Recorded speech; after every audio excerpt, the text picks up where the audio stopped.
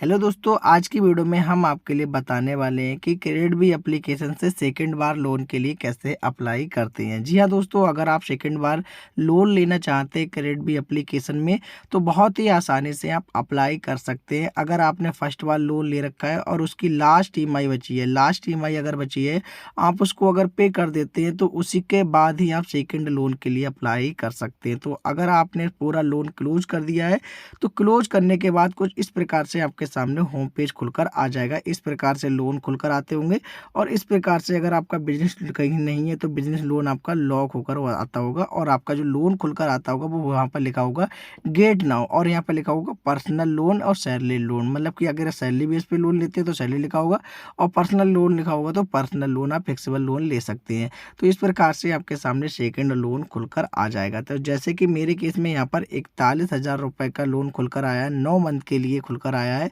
यहाँ पर पर्सनल है और सैलरी भी लोन है, दोनों लोन यहाँ पर मिलकर आ रहे हैं। तो यहाँ पर मैं अगर इस लोन को लेना चाहता हूँ सेकंड बार तो गेट नाउ के ऑप्शन पर क्लिक करता हूँ।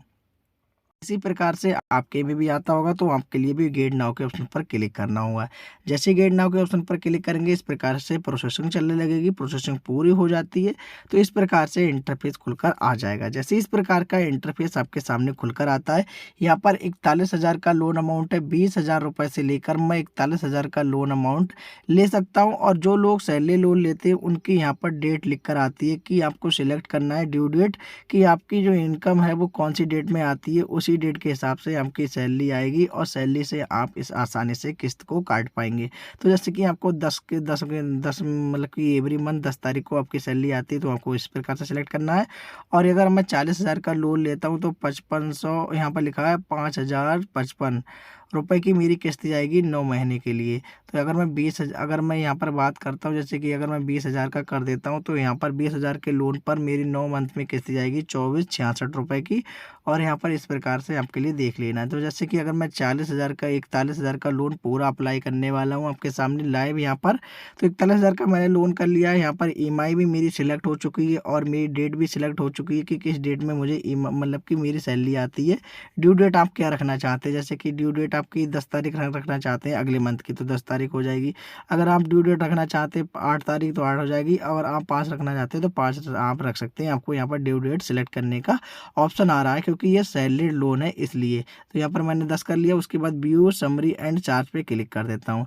क्लिक करने के बाद इस प्रकार की प्रोसेसिंग चलने लगेगी। जैसे ही प्रोसेसिंग पूरी हो जाती है इस प्रकार का इंटरफेस खुलकर आ जाता है।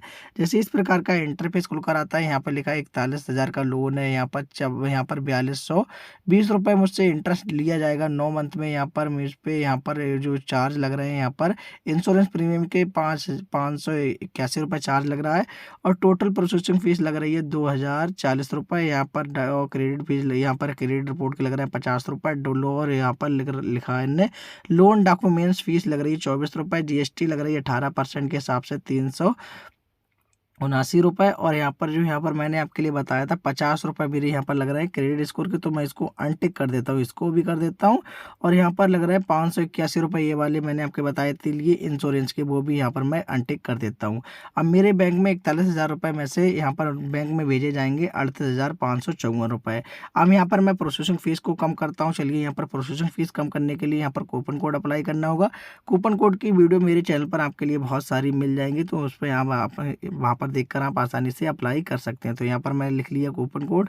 यहाँ पर चलिए मैं यहाँ पर कूपन कोड लिख लेता हूँ टेल और यहाँ पर लिख लेता हूँ 100 TEL और 100 इसको लिख लेता हूँ। उसके बाद अप्लाई के ऑप्शन पर क्लिक कर देता हूँ। जैसे ही अप्लाई के ऑप्शन पर क्लिक करता हूँ यहाँ पर मेरी प्रोसेसिंग फीस आ रही थी यहाँ पर 2,050 रुपये। यहाँ पर टोटल अब जाएगी मेरी प्रोसेसिंग फीस 533 रुपये, मतलब कि 1,517 रुपये मुझे यहाँ पर डिस्काउंट यहाँ पर दोस्तों मिल चुका है। इस प्रकार से देख सकते हैं। अब मेरे बैंक में टोटल अमाउंट जाएगा यहाँ पर 40,344 रुपये और 41,000 के लोन पर। तो यहाँ आसानी से आप यहाँ पर लोन पूरा आपका पैटर्न आ चुका है। पूरा लोन मैंने सही करके मेंटेन कर दिया गया है, अब आपका अमाउंट भी बढ़ गया, अमाउंट भी ज़्यादा जा रहा है आपसे, आपकी प्रोसेसिंग फ़ीस भी नहीं जा रही है और इंटरेस्ट आपको देना होगा ₹4220 41,000 के लोन पर। तो यहाँ पर चलिए मैं व्यू रीपेमेंट शेड्यूल पर क्लिक कर देता हूँ। यहाँ पर रीपेमेंट शेड्यूल आ जाएगा, यहाँ पर सभी जानकारी आ जाएगी। और दोस्तों आपके लिए बता दूँ कि अगर आपकी ईएमआई लेट होती है तो यहाँ पर ओवरड्यू चार्ज कितना लगता है, आपको अगर इतने दिन लेट कर देते हैं तो जीएसटी वगैरह कैसे लगता है, चार्ज वगैरह कैसे लगते हैं। उसके बाद कंटिन्यू पर क्लिक कर देता हूँ। कंटिन्यू पर क्लिक करने के बाद यहाँ पर पूछा जाएगा कि आपका लोन का पर्पस क्या है, लोन आप किस पर्पस से लेना चाहते हैं, जो यहाँ पर पर्पस सेलेक्ट करना होगा। जैसे कि मैं पर्सनल रीजन भर देता हूँ। उसके बाद आप जैसे कि लोन डॉक्यूमेंट्स मतलब कि जो लैंग्वेज है वो कैसे करना चाहते हैं, हिंदी इंग्लिश में जो भी करना चाहते हैं उस पर क्लिक कर देना। उसके बाद यहाँ पर कंटिन्यू के ऑप्शन पर क्लिक कर देना है। कंटिन्यू के ऑप्शन पर क्लिक कर देंगे, उसके बाद इस प्रकार से इंटरफेस खुलकर आ जाएगा, आपकी बैंक आ जाएगी। जैसे ही आपकी बैंक आ जाती है वो यहाँ पर आपके लिए आपका अगर आपकी बैंक जुड़ी हुई नहीं है तो आपके लिए दूसरी भी बैंक यहाँ पर जोड़ सकते हैं। उसके बाद अगर आप जैसे आप कंटिन्यू पर क्लिक कर देते हैं तो जो भी लोन का अमाउंट है वो आपके बैंक अकाउंट में ट्रांसफ़र कर दिया जाएगा। मैंने आपके लिए लास्ट स्टेप बता दी कि यहाँ पर क्लिक करते ही आपके बैंक अकाउंट में पैसा ट्रांसफ़र कर दिया जाएगा। आई होप मेरे द्वारा बताई गई जानकारी आपके लिए